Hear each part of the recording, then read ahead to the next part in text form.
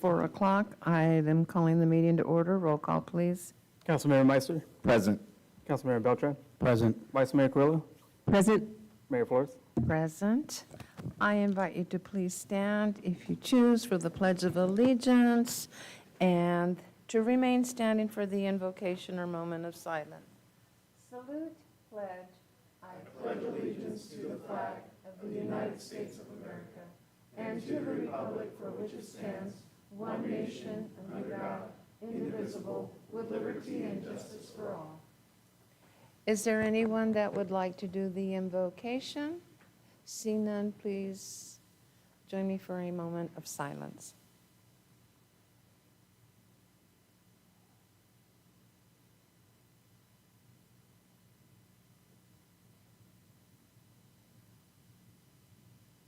Thank you. You may be seated.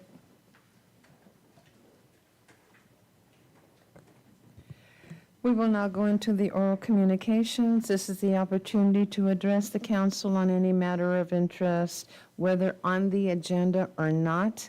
Unless additional time is authorized by the council, all commentary shall be limited to 3 minutes. You will be asked to state your name and city of residence for the record. And if you're here for the public hearings, numbers 1 and 2, please hold your comments until then, at which time you will be given the opportunity to speak. Brock Neely, address on record. In your boxes, I left Tuesday evening with Fernando the governor's executive order on homelessness, as well as the press release that went along with that executive order, and the FAQs on Prop 1.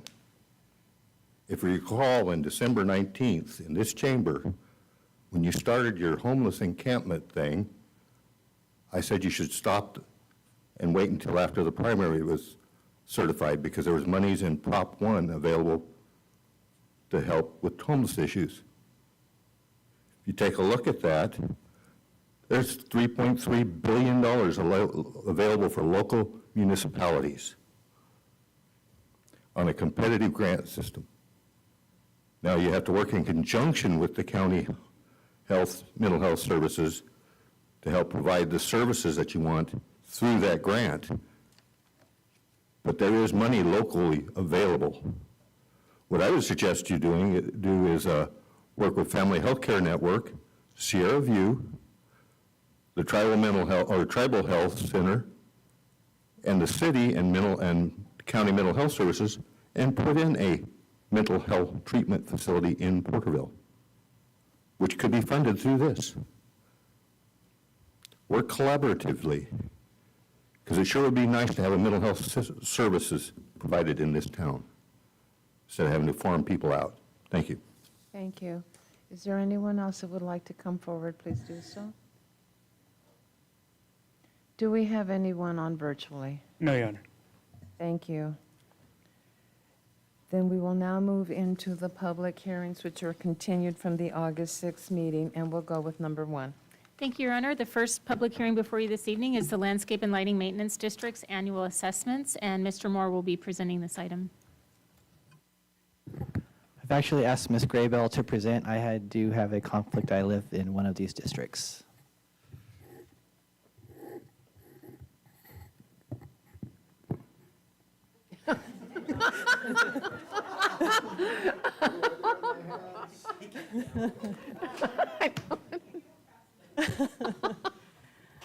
All right, good afternoon, Mayor, Vice Mayor, members of council. The city has created 77 landscape and lighting maintenance districts since 1989. The original district had 17 areas annexed for new developments in addition to the original area.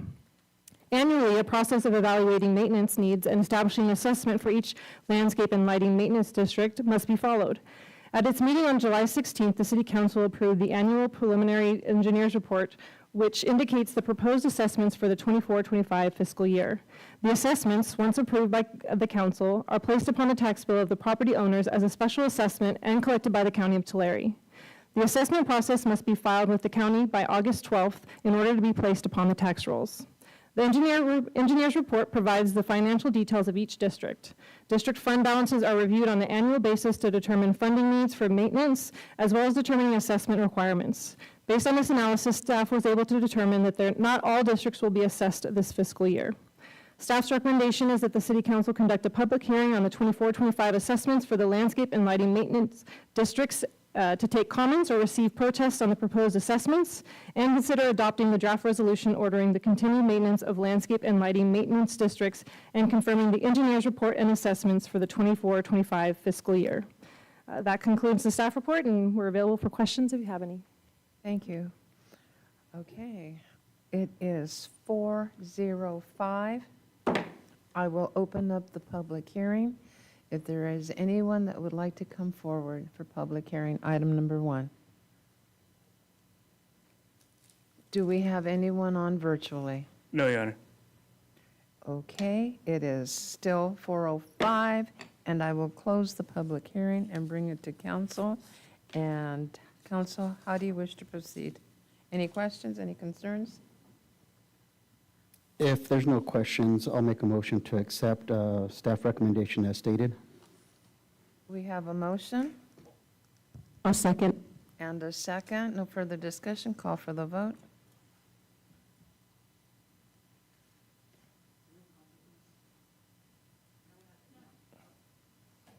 How There's come only we're one not- member that has a conflict for the record, and they're not here tonight. Everybody, there was one that was in proximity to one, but it's not close enough for there to be an issue.